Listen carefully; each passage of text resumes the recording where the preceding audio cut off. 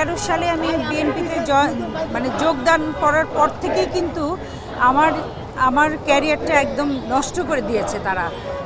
আমি অবরুদ্ধ ছিলাম, বলা যায় এটা একরকম বন্দী ছিলাম।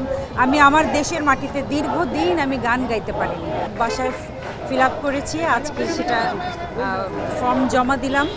আমি আশাবাদী দল আমাকে মূল্যায়ন করবে, কারণ আমি 18 সালে নির্বাচন করেছি অনেক বিপর্যয় একটা পরিস্থিতির মধ্যে। তারপরেও আমি পিছপা হইনি। সেই সময়টা খুবই বিপদসংকুল ছিল।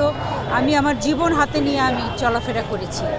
আর তারপর থেকে আপনারা জানেন যে 13 সালে আমি বিএনপিতে যোগদান করার পর থেকেই কিন্তু আমার ক্যারিয়ারটা একদম নষ্ট করে দিয়েছে তারা।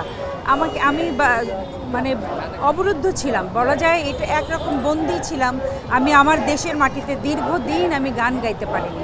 একজন শিল্পীর যখন কণ্ঠরোধ করা হয় সেটাকে আসলে বন্দিত্বই বলা যায়। তো যাই হোক, সেগুলো আমি সব কিছু ভুলে যেতে চাই। আমি নতুন করে আশায় বুক বেঁধেছি।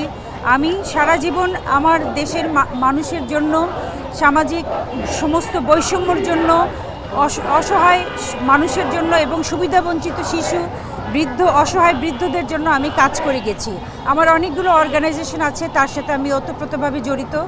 আমি সেই কাজগুলোই একদম অনেক বড় পর্যায়ে ছড়িয়ে দিতে চাই।